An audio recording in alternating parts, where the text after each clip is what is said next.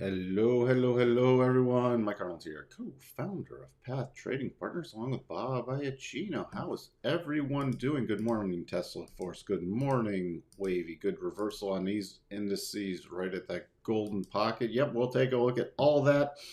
Again, still not a lot of fear as we still have the month end going on. I'll go over the key levels we're watching. That's why we prepared yesterday for both upside and downside and identified our levels. By the way, if you are new here, please do consider subscribing, ring that bell, and hitting the like button. Longer term viewers, please do like the videos and leave some comments. So we had the good trades ballots coming in a little worse than expected. Preliminary wholesale inventories missing. Forecast was 1.3.8, and keep in mind we still have the Chicago PMI, but everything else is, I mean, that's going to be minor. Tomorrow starts the big day for the rest of the week. FOMC watch tool is pretty much going to be 25 basis point hike, not a 50. This you can see is falling as of this point, as of recording of this. Right now, let's get to those markets. So can see I have this on the 1 hour chart. The gap down we covered right at the open yesterday, bouncing off. We had the 42.55 significant level area, moving back up. I put on the retracements at this point once we got this low in, and that 62.5%, which we watch for a close above for a gap fill, has not been closed above yet on a longer term chart, and that's what I am watching. Where did my little lines go? I'll have to take a look at that. Where did they disappear to? Okay, so that's key what I'm watching. By the open, if we start getting closes, at least a 15-minute close above this of 43.32, though, then I will be targeting the gap fill. And that's pretty much the same across the board. The bigger levels still on a rally is going to be that gap fill. Then the same levels, 4,400, 44.05, and then 44.21. To the downside, if we do turn back down, key level I'll be watching again is about 42.84, then back to the significant level and the overnight lows 42.50, 42.55. So that's what I am targeting on the S&P. Good morning, Dave. How are you doing?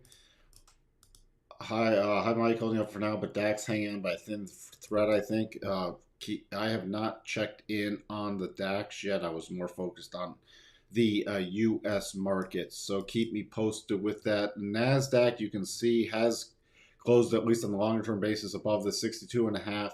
So I am still, that's favoring the gap fill. The next level's up 1462. You see reaction there. Then I'll watch the significant level with the harmonic from the gap fill 14,125 area, then the full gap fill. So that's what I'm watching for there. If we do rotate back down, I'm going to keep an eye. We had the significant level identified last night, 13,772, which is the first target. Then the overnight lows of about 13,682. Then this 13,598, so 13,600. In the Dow, oh, by the way, let's take a little jump before we get to the Dow. If we do rally above today's high, which is completely possible, remember 14,342.50, top of the rotation zone, so keep an eye on that. The Dow also has not got a key, has not even got, it came up and you see spike high to the 62.5 for the gap fill. So it's nowhere near the gap fill potential yet, but that's the key area I'm watching, about this 33,745 area.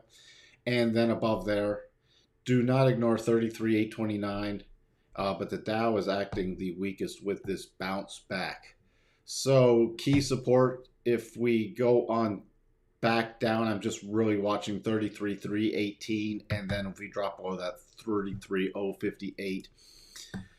To the upside, if we take out the highs from Friday, then I'm going 34,267 by the top of the rotation zone. Russell, actually, it's still down, but green on the day I'm watching this. I did not put on the gap fills. I'm keying off the other ones. We could do that right now, though, just for the little tip of how to do it. So if you're new here, take it from the prior close.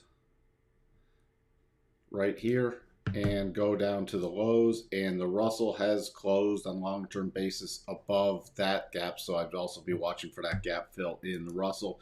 Crude still holding. I'm keeping an eye off from the spike highs, but the same thing for the gap fill. We're at 94.63 area, so you start getting a close below there on a 15-minute basis. I'd be watching that.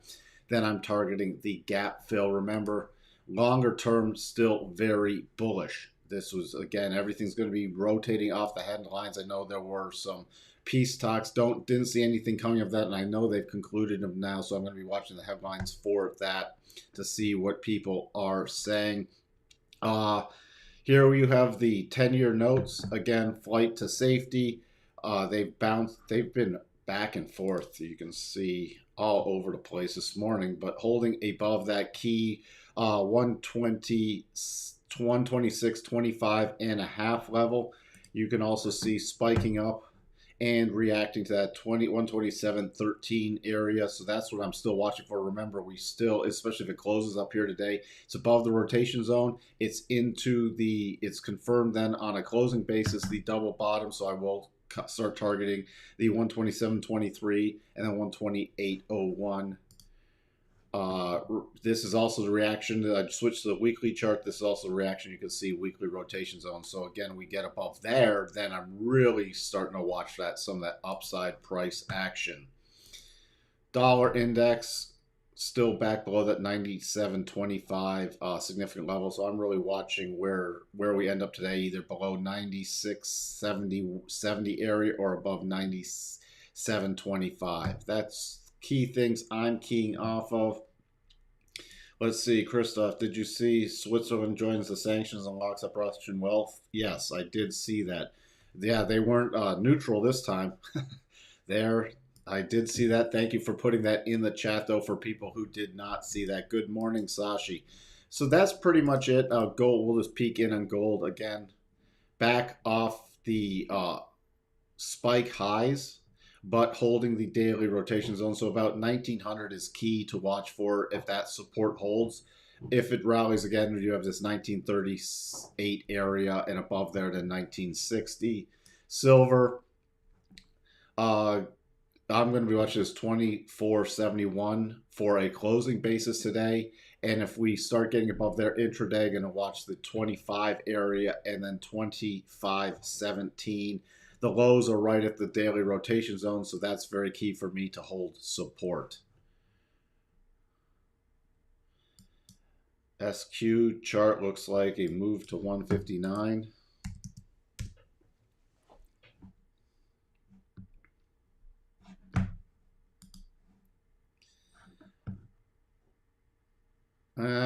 We have to see. I'm going to be really watching you. There's some major overhead resistance right here at 126 to 128. So it's really got to prove itself above there before I'd be targeting it. And again, I would potentially watch for this back gap fill on any major NASDAQ weakness. Let's check in with Tesla real quick. Tesla, pretty much flat from its close, so nothing's changed since yesterday. Levels the upside about 835, then 849, 850. To the downside, I'd watch Friday's lows. What else do we? Let's take a look at the short term. Nothing's really changed. If you want a shorter before Friday's lows, if you start getting moved back below about 795, then I'd really be targeting Friday's lows, and then remember you're into a clear path move. But nothing's changed since my analysis yesterday on that.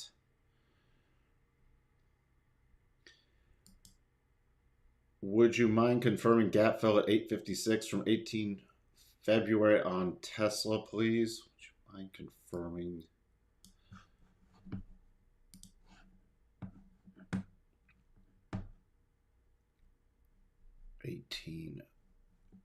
We have a slight you still have the gap that if you start getting above here, you still have, remember, this only filled to, that actually did fill to the close. Let's see, 856.98, high 856.73. So yeah, there's like a small little area that it did not fully fill, but I also have the 860. So if you rally above 849, I'd just be targeting that 860 significant level right behind the gap fill. That's about it. Any comments? I don't trade death crosses. It doesn't really I don't even follow them. They're just too unreliable. I've already got my bearish patterns in the longer term have already triggered, so I really don't care about the death cross. Yeah, British Petroleum. We talked about. I touched on that briefly. I thought I did. They're taking a massive write-off from banning its Russian affiliate, so that should take a hit, and it will take it. But longer term, yeah, they're going to take a massive write-off on that. But longer term, you see reacting at the the harmonics. But even if it pulls back, unless you get pullbacks all the way down below this 1830 area, this massive double is still in play longer term. So short term, they are going to take a hit, but there's a lot of key support that has to be burned through before I'd be worried about it longer term. Some of these pullbacks we'll be watching for some shorter term buying opportunities. Let me just touch on end phase and then we will call it a day. Yeah, end phase looks like it's gapping up slightly, but not much. Again, your last little area on daily resistance is about one. It'd be opening slightly above there, which is the 50. You run up into here, I'd be targeting that 200 again.